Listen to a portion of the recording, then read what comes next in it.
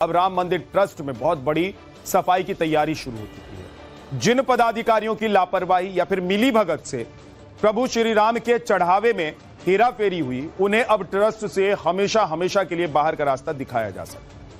मुख्यमंत्री योगी आदित्यनाथ ने कल ही कड़े शब्दों में साफ कर दिया था कि 15 दिनों की एसआईटी जांच में दूध का दूध और पानी का पानी हो जाएगा। दोषी चाहे कोई भी हो, कितना भी रसूखदार क्यों ना हो, उसे कतई बख्शा नहीं जाएगा।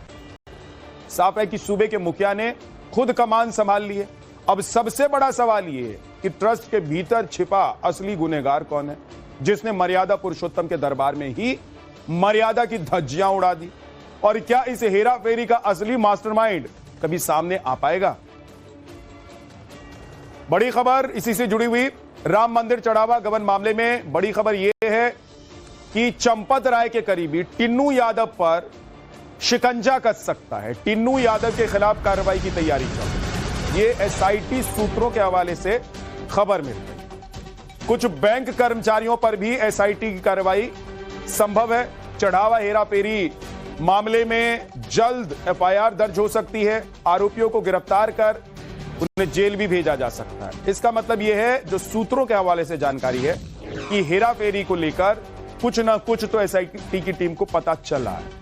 यानी कि जो आरोप अभी तक लगाए जा रहे थे कि राम मंदिर चढ़ावा मामले में हेराफेरी हुई है, जो सूत्रों से जानकारी मिल रही है उसके मुताबिक, और या फिर उसको देख और सुन और समझ कर ऐसा लग रहा है कि कुछ लोगों पर एक्शन की तैयारी चल रही है। यानी कि कुछ लोग इसमें संलिप्त हो सकते हैं। और इसीलिए सूत्रों के हवाले से जो खबर है वो ये है कि कुछ लोगों को जेल भी भेजा जा सकता है और टिन्नू यादव, उन पर शिकंजा कसा जा सकता है, क्योंकि टिन्नू यादव ही वो व्यक्ति हैं जिन पर सबसे गंभीर आरोप लगे। और इसीलिए सबसे पहले नाम भी टिन्नू यादव का सूत्रों के हवाले से निकल कर आ रहा है। टिन्नू यादव पर राम मंदिर में सेवादार रहते हुए 50 करोड़ से अधिक की संपत्ति अर्जित कर लेने का आरोप लगा और इस पर टिन्नू यादव की सफाई भी आई। आइए आपको बताते हैं कि राम शंकर यादव यानी कि टिन्नू यादव पर उन पर आरोप क्या है और उन्होंने सफाई क्या दी। 50 करोड़ की संपत्ति टिन्नू यादव ने हड़प ली या फिर गबन कर दिया, यह आरोप उन पर है। और इस पूरे मामले की जो जानकारी है, डिटेल जानकारी, वो क्या है वो आपको एक बार बता देता हूं। अयोध्या से लेकर लखनऊ तक संपत्ति होने की चर्चा है। अयोध्या में 24 कमरों के हॉस्टल बनवाने का भी आरोप। रामशंकर उर्फ टिन्नू यादव ने सभी आरोपों को झूठा बता दिया। ऑटो चलाकर और बचत से जमीन खरीदी है, यह टिन्नू यादव ने कहा है। टिन्नू यादव ने 2008 में जमीन खरीदने का दावा किया है।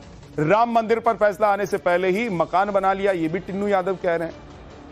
और साथ ही साथ L&T को मकान किराए पर देने की बात भी उन्होंने स्वीकार कर ली। हालांकि जब उनसे पूछा गया कि ऑटो चलाकर उन्होंने इतनी बड़ी संपत्ति कैसे अर्जित कर ली, तो उस सवाल का वो सीधा सीधा जवाब नहीं दे पाए और इसीलिए संदेह के दायरे में वो हैं। एक और बड़ी खबर आ रही है इसी से जुड़ी। राम मंदिर ट्रस्ट से अलग हो सकते हैं चंपत राय, सूत्रों के हवाले से खबर है। अनिल मिश्रा और गोपाल राव की भी ट्रस्ट से अलग होने की जानकारी मिल रही है सूत्रों के हवाले से। चंपत राय और करीबी खुद ट्रस्ट से अलग हो सकते हैं, ये सूत्र बता रहे हैं। कई और पदाधिकारियों को ट्रस्ट से बाहर करने की भी तैयारी चल रही है। तो या खुद अलग हो जाएं या फिर दबाव में, या जो आरोप लग रहे हैं उसके आधार पर वो अलग हो जाए। लेकिन अगर सबूत मिले हैं और एसआईटी को यह समझ में आ रहा है कि जो आरोप लग रहे हैं वो आरोप गलत नहीं है और हल्के फुल्के आरोप नहीं है, और किसी के नाक के नीचे अगर ये सब, विनोद मिश्रा हमारे सहयोगी जुड़ गए हैं, विनोद, अगर किसी के नाक के नीचे ये सब हो रहा था तो नैतिक आधार पर भी उनको अलग हो जाना चाहिए।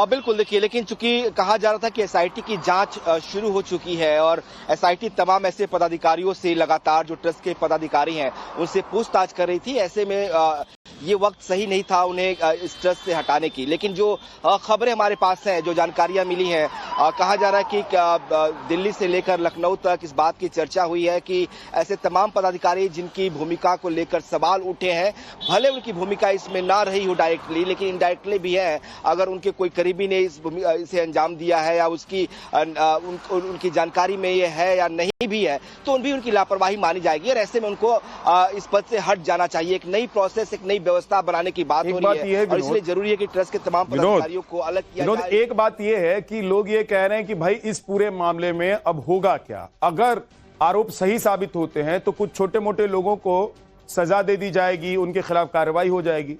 जिनके नाक के नीचे ये सब चल रहा था, क्या सिर्फ उनको यहां से अलग करना या वो अलग हो जाएंगे, इसी से संतुष्टि करनी पड़ेगी, या उनके खिलाफ भी कोई कानूनी एक्शन होगा अगर आरोप सही साबित होते हैं? तो चाहे वो चंपत राय हो, चाहे अनिल मिश्रा हो। 2 स्टेप पे इंक्वायरी है। बिल्कुल बड़ी वाजिब सवाल है और इस सवाल का जवाब यह है कि 2 स्टेप है पूरे जांच का। पहला कि इस लूट में, इस डकैती में किसकी कितनी भूमिका रही है। एसआईटी को यह तय करनी है कि कौन कौन से वो किरदार हैं जिन्होंने इस लूट को, इस डकैती को अंजाम दिया है। पहली कार्रवाई उन पर होगी, उस पर कानूनी कार्रवाई होगी, उनके खिलाफ एफआईआर दर्ज होगी और उन्हें बकायदा जेल भेजा जाएगा। दूसरी बात यह होगी कि आखिर वो जो लोग जो बड़े पदाधिकारी इस ट्रस्ट में थे, उनकी भूमिकाओं को लेकर बात हो रही है कि उनकी भूमिका कितनी है। जैसे जैसे आरोप लग रहे हैं, लगातार अनिल मिश्रा जो ट्रस्ट के मेंबर हैं, ट्रस्टी हैं, उन पर आरोप लगे हुए हैं कि उन्होंने कमीशनबाजी की, उन्होंने तमाम जो घोटाले हुए उसमें उनकी भूमिका थी, जमीन की खरीद पर भूमिका थी। विनोद रुकिएगा, मैं आ रहा हूं वापस आपके पास। एक और बड़ी खबर आ रही है इसी से जुड़ी हुई। आज एसआईटी सीएम योगी को सौंप सकती है प्रारंभिक रिपोर्ट। आज अयोध्या से लखनऊ लौट सकती है एसआईटी की टीम और जो प्रारंभिक रिपोर्ट है, यानी कि प्रथम दृष्टया जो इस पूरे मामले में अभी तक जांच पड़ताल में निकल कर आया है, उसके बारे में एक जानकारी मुख्यमंत्री योगी आदित्यनाथ को एसआईटी की टीम सौंपेगी। अयोध्या में एसआईटी की जांच का आज 6ठा दिन है। 7 दिन के अंदर एसआईटी को अपनी प्रारंभिक रिपोर्ट सौंपनी है और इसीलिए एसआईटी की टीम लखनऊ वापस लौटकर योगी आदित्यनाथ को इस पूरे मामले में जानकारी देगी। हालांकि इस पूरे मामले की मॉनिटरिंग खुद कर रहे हैं योगी आदित्यनाथ, इसीलिए उनको पल पल की जानकारी दी भी जा रही होगी, लेकिन एक लिखित रिपोर्ट उनको सौंपी जाएगी, प्रारंभिक रिपोर्ट। अभी तक एसआईटी ने ट्रस्ट के तमाम पदाधिकारियों से पूछताछ कर ली है।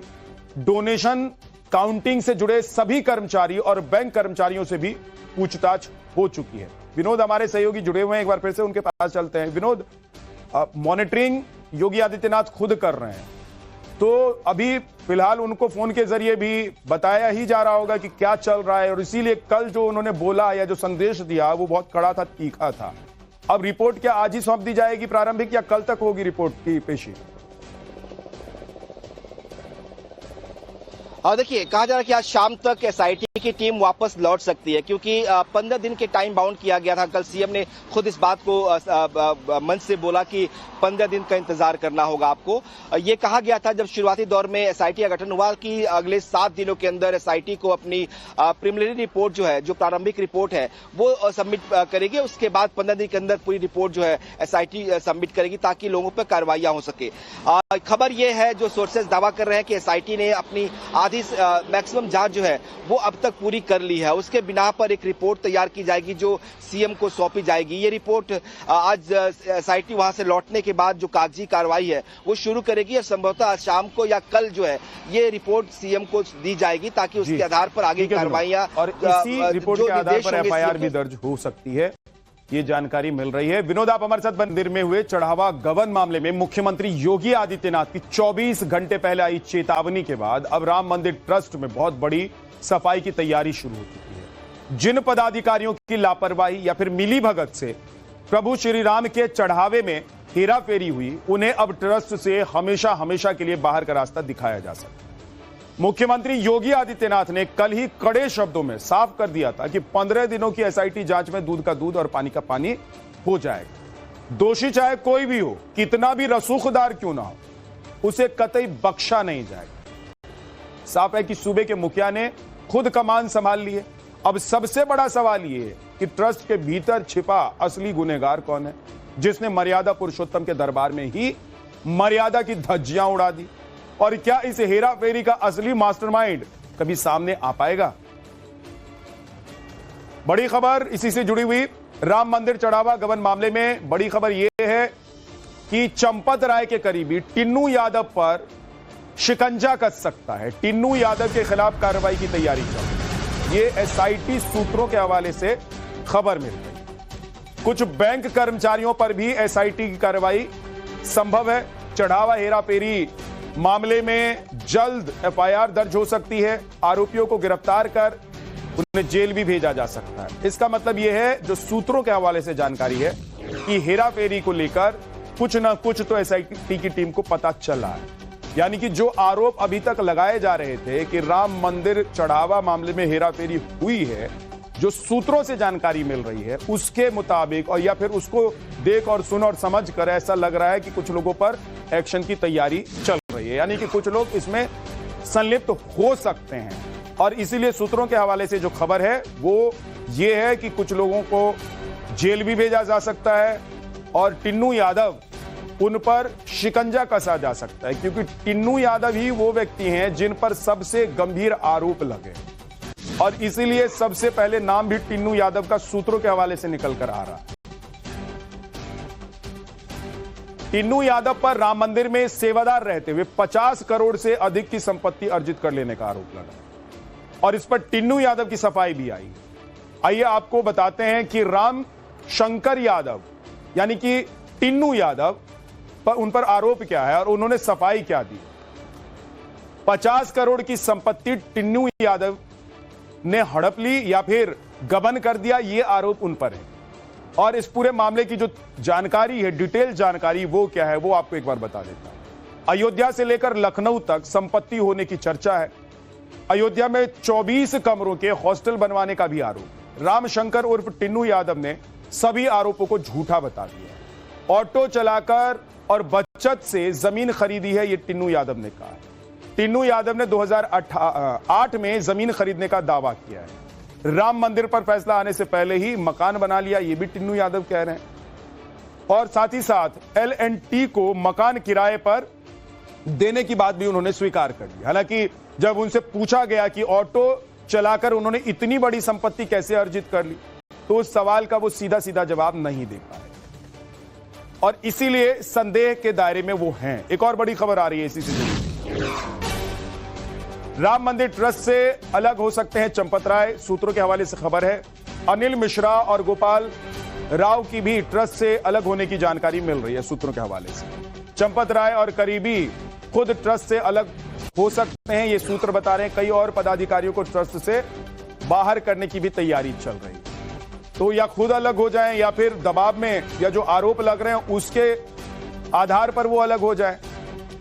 लेकिन अगर सबूत मिले हैं और एसआईटी को यह समझ में आ रहा है कि जो आरोप लग रहे हैं वो आरोप गलत नहीं है और हल्के फुल्के आरोप नहीं है, और किसी की नाक के नीचे अगर ये सब, विनोद मिश्रा हमारे सहयोगी जुड़ गए हैं, विनोद, अगर किसी की नाक के नीचे ये सब हो रहा था तो नैतिक आधार पर भी उनको अलग हो जाना चाहिए।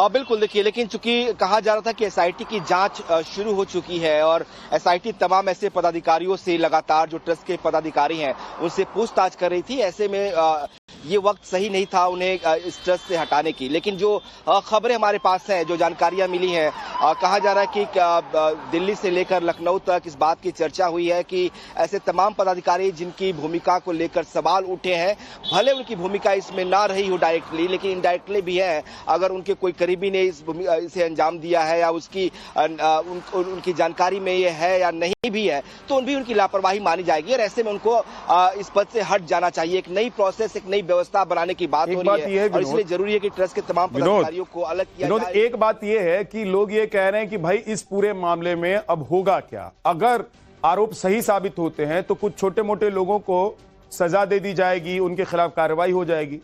जिनके नाक के नीचे ये सब चल रहा था, क्या सिर्फ उनको यहां से अलग करना या वो अलग हो जाएंगे, इसी से संतुष्टि करनी पड़ेगी, या उनके खिलाफ भी कोई कानूनी एक्शन होगा अगर आरोप सही साबित होते हैं तो? चाहे वो चंपत राय हो, चाहे अनिल मिश्रा हो। 2 स्टेप पे इंक्वायरी है।